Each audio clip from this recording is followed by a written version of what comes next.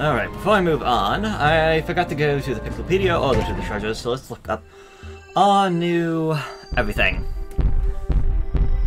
Starting off, we got the Spotty Bull Bear. The Spotty Bull Bear from the Grub Dog family. A mid-sized subspecies within the Grub Dog family, the Spotted Bull Bear's unique feeding habits set it apart from other grub dogs. The Spotty Bull Bear patrols a set path, searching for prey instead of passively feeding on creatures that wander into a limited territorial range. When entering a bull bear's habitat, it is wise to proceed with extreme caution until the bull bear's patrol path can be clearly identified. That's prune lips. Okay. Up next we got the Dwarf Bull Bear. Also from the Grub Dog family, a Grub Dog larva in its third stage of development. This creature's body structure is nearing maturation. However, unlike the mature bull bears, it has yet to claim its own patrol route, and thus is dependent upon its parent for guarding direction. Guiding direction, whatever it was. The Armored Cannon Beetle Larva. Although we only see the larva, we never see the actual Armored Cannon Beetle in this game. From the Lithopod family. The species is a Lithopod larva. The expedition was unable to confirm the existence of any mature lithopods, leading to concerns about the species was extinct on this planet. But the discovery of the creature in the larva form eases such concerns. Lithopods, like the flint beetle, use internal metobacteria to aid chemical digestion. These metobacteria can only survive in certain environments, such as within the body of certain insects, so lithopod larvae do not contain any metobacteria immediately after hatching. Larvae feed on particularly digested or regurgitated by mature lithopods, ensuring the larvae obtain metobacteria they would not normally have acquired. Interesting. The Iridescent Flint Beetle. From the Flint Beetle family, the Flint Beetle are nocturnal, chewing the hide in the grass by day and stay active at night. These creatures keep undigested food pellets in their stomachs to sustain them through winter, but given the right stimulus, they will spit them out. Recent research has revealed that these pellets are enveloped in a membrane that seals and preserves them in a sterile, airtight environment. If kept at room temperature, it seems that the pellet membrane will keep its contents fresh for up to 6 months. The membrane may be made from the same substance that gave the exoskeleton of the flint beetle its beautiful sheen. The Puffy Blowhog, aka the Blowy Boy. From the Blowhog family, this species of blowhog uses internally generated hydrogen to inflate a flotation bladder and hover above the ground. The creature's electrified pulse creates a sash of color that flows along the surface of the body, making it a particularly beautiful blowhog species. I was called specimen. Precisely how it is able to internally stabilize its explosive hydrogen and simultaneously generate electricity remains a mystery. The Puffy Blowhog blows leaves and grass around to eat the insects underneath. It maintains mid-air buoyancy by using its fins to release air through blowholes. This enables it to float effortlessly, even in the breeze. In times of danger, the Puffy Blowhog can decompress its floating bladder for rapid escape from predators. Looks sleepy. To me it looks more angry. Oh, actually no, now I see the eye, it looks kind of sleepy, alright. Although I don't understand how this thing eats pikmin, eats anything, when it's always floating around like this. The Anode Beetle, which are just annoying. From the Scarab Beetle family. This species is representative of an insect hybrid that uses electricity in addition to glycogen for its energy. Although difficult to confirm due to their microscopic size, tiny hairs on the creature's leg cause friction that generate the electrical charge. The electrical charge is processed by the creature's internal mechana battery structure, and then stored as a dust electrical field. As the field reaches critical levels, surplus electricity is emitted, resulting in low voltage currents that, transmitted between specimens, can shock other creatures in the immediate vicinity. Considering this process, it can be surmised that the largest impetus to pack behavior is not so much a synergetic effect of producing the pack as it is to take advantage of the most efficient means of group preservation. I'm pretty sure I messed that up in like 5 different ways, but... The Hermit Crawdad from the Crawmad. Sorry, the Hermit Crawmad, not Crawdad. Crawmad from the Crawmad family.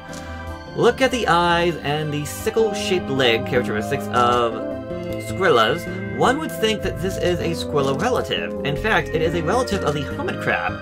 This species, however, has migrated from seaside life in a shell and instead inhabits burrows in the ground. While its legs appear sickle-like, they are pincers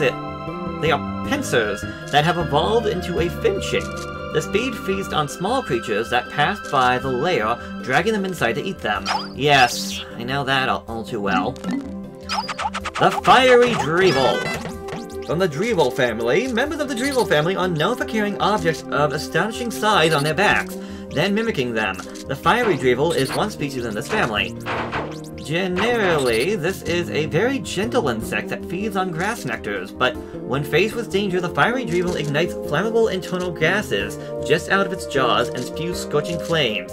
As this clearly makes it a rather dangerous insect, it is best not to linger directly in front of it. Yes. The Skittleys, who are harmless in this game, but not as harmless in the next game. From the Skittling family, I almost dropped my remote. And somehow shut it off. I don't know how I did that. The Skittleleaf is a relative of the palm skater that sheds its wings and adapted to life on the ground. With no residual traits of its airborne past, the Skittleleaf can neither fly nor skirt across the surface of water. The wings have since evolved into a leaf-like structure on its back, which serves to hide the Skittleleaf through mimicry. It appears quite effective, as few predators can see through this clever disguise. The Queen Candy Poplet, that's what this is called. From the Candy Pop family, this specimen constantly changes colors. When Pikmin are thrown into it, it shoots out seeds that match the flower's colorization the moment Pikmin landed inside of it. The number of seeds shoot out is always greater than the number of Pikmin thrown in. It can be said that this is a completely baffling plant, and many mysteries remain over precisely what sort of relationship it has with the Pikmin. It would appear that the Pikmin gained all the benefits from the relationship. Perhaps it is simply a different variety of Pikmin to begin with. Interesting. Bread bugs. You guys are annoying to deal with. I say that about everything, so I've just been doing nothing but complaining. From the breadbug family, the adult breadbug competes for many of the same food sources as Pikmin, but its thick-skinned hide allows it to withstand most Pikmin group attacks. However, some researchers claim to have observed breadbugs being overwhelmed by massive numbers of Pikmin and reduced to food. Det, you need a hug? I need all the hugs. We are 5,000 Pokos in debt. Good God, a seedling dandelion. From the dandelion family, it is believed that this plant produces tuple seeds with a parachute-like arm, which allows the seeds to ride gently on the wind. This increased distribution range of the plant... No, this increases the distribution range of the plant considerably. The beady longlegs. From the Arachnoid family. Although this creature is commonly associated with spiders, it is actually the result of a separate evolutionary line of insectoid creatures. Since the spherical body structure supported by the creature's legs carry most of the internal organs, there appears to be no other features that would correspond to a head or an abdomen. Well, hugging, I can reach your wallet easier. Well, now that I know what you're planning... The giant breadbug from the breadbug family. This gargantuan species of the greater breadbug family has a torso so precisely square that it almost seems like it was formed into a mold. For a brief period after birth, the giant breadbug competes for food with smaller breadbugs, but upon reaching maturity, it seeks out much larger prey. This is the primary reason the two species with similar feeding habits can coexist in the same habitat. Hordes of Pikmin appear to pose the only plausible threat to this massive creature's life. It also looks like a giant loaf of bread, which is why I want to say it's called a bread bug. Okay, as for our new treasures, we got the Love Nuggets, aka a tomato. This tasty red snack isn't quite a fruit, but it doesn't seem to be a vegetable either. I've analyzed it extensively, and it appears to be related simultaneously, to be releasing stimulating pheromones. Maybe I should feed it to my wife. The hideous victual. We struggled with a titanic breadbug for this treasure, but we finally prevailed. That huge creature had a habit of dragging away treasures and hoarding them in its den. I wonder if there's a way to use these creatures to aid my treasure-seeking mission. On second thought, that's a bad idea. Pikmin are the only creatures I can really rely on. The Meat of Champion, aka Ham. I never expected to find such a delectable cut of meat deep within this dark and slimy cavern. What kind of creature is stacked on savory deli meat? This riddle perplexes me, but I am sure my unrivaled powers of investigation will prevail. I've made it my personal quest to solve all of the universe's ancient mysteries. Good luck with that there, Olimar, because you're gonna need it. The Imperative Cookie! Look at the spiral! The spiral! The spiral nemesis will destroy us all! Destroy us all! I'm a man with indomitable will, but I can't stop sampling this luscious food. Such an attractive shape, appetizing color, scrumptious smell. I'm getting hungry already. The King of Sweets. I discovered a complex series of underground tunnels beneath the perplexing pool. It seems like I can't walk 10 steps without discovering something previously unheard of. Making new discoveries nourishes my explorer's spirit. As a reward for my latest scientific breakthrough, I think I'll eat this grand sweet. Yeah, sure. All your hard work there, Olimar. The white goodness. What a momentous discovery! I found an amazing cavern that burrowed deep into the perplexing pool. The ground was littered with enticing snacks. I've named this scrumptious cavern the Glutton's Kitchen. It was obviously once a shrine to the culinary goods. The Invigorator, aka a giant cup. All this non-stop exploration has worn me out. I'm constantly battling bouts of fatigue. Thankfully, a quick sniff of this item invigorating odor instantly wakes me up. I cannot read. This zesty scent also fills me with an irresistible urge to fight! This treasure must have been owned by an ancient warrior. I don't know if that's supposed to be a reference to Chibi Robo or not. The Memorial Shell. I've observed several species of shell-dwelling creatures inhabiting a perplexing pool. One of these feisty beasts forms a spherical gem within the meaty depths of its shell. In a way, this gem could be considered the creature's life work. I consider my children my life work. Aww. It's getting soft on us. Oh, wrong button. The Master's Instrument, aka Mario Paint Peachy Pink. I found this object scrawled away in an underground complex. Some of these structures demonstrate a high degree of culture.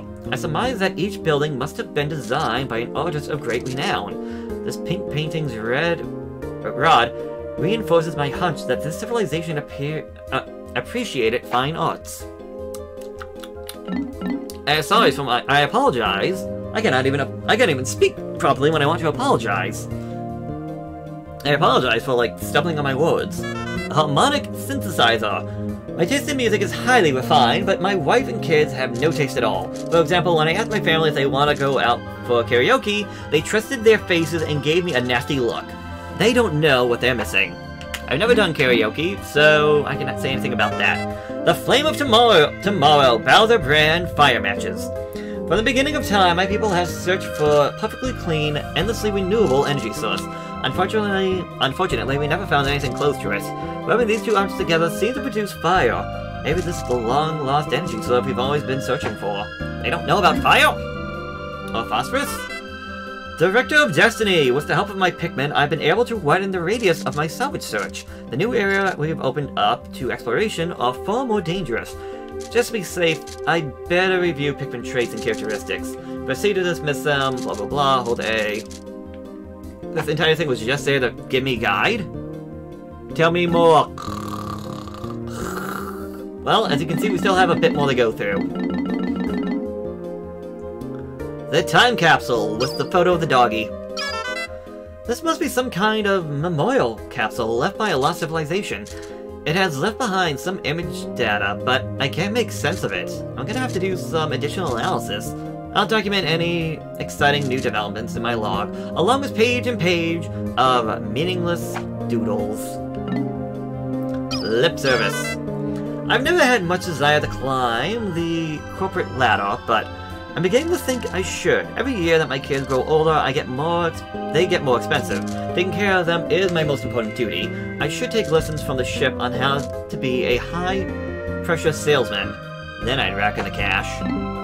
Bunny ears, aka the sunken antenna. Utilizing the unique abilities of the yellow pikmin, we reached the electric gate. This allowed us to access a previously uncharted subterranean wooden structure. The last time I was here, I never noticed their capabilities to dissipate electrical charges. Perhaps they have other undocumented behaviors and abilities. The Regal Diamond. The other day, my daughter begged me to get her some jewelry. She became so fashion-consumed, I knew that girl was growing up quickly. But I never imagined it would happen this fast. Aw, poor guy. His children are growing up and he's not even there to see it. The Boom Cone! Today we found the remains of a wooden construction engine buried deep under the surface. Ugh. I can't imagine anyone on this uncivilized planet inventing anything. We've had to wait until later to finish surveying this maze, but this planet intrigues me. There may be something interesting to learn about this primitive object. The paradoxical enigma. I don't understand why it's a paradox, but okay. I'm not just an intergalactic space captain, I'm also an artist. I see the inner beauty in everything. Some things other people call ugly and boring, I find intellectually stimulating and aesthetically pleasing. It's true, I'm sophisticated like that. Yeah, whatever you say there, Captain. The patience tester. When I see a closed container, I cannot help myself. I feel like I must open it and see what's inside, but when opening it, it could lose its value. I guess I'll just have to use my imagination. It's written on the side! Water chestnuts, you're not missing out! Yahoo Cola! When people study mysterious objects, they tend to overthink everything and get easily stumped. For example, this is just a lid. Or is it? The happiness emblem. When you grow up and get a job, your time doesn't belong to you anymore. To make up for that, you have to learn to appreciate the simple pleasures of life. Looking at this pattern we found today makes me feel a little less miserable. This is today's simple pleasure. He's getting pleasure from squirts. Okay. RC Cola. Royal Crown. Fascinating! If I keep staring at this symbol, I know I'll come up with a brilliant idea for a new product. The key! This item came from the personal treasure hoard from a massive pikmin devouring spider. The whole cave was crawling with all kinds of fearsome creatures. I decided to name that eerie cave the Citadel of Spiders. The ship can't stand bugs. Whenever I ask it to store a specimen for salvage, it threatens to stage a mutiny. And the dream material. This is yet another object I've recently discovered that is beyond my wildest dreams. It doesn't conduct electricity, and it can erase marks left by pencil with remarkable ease. Sadly, the more you use it, the more it will erase to oblivion. In a way, it reminds me of my job. That's kind of sad there, Olimar. That's kind of sad.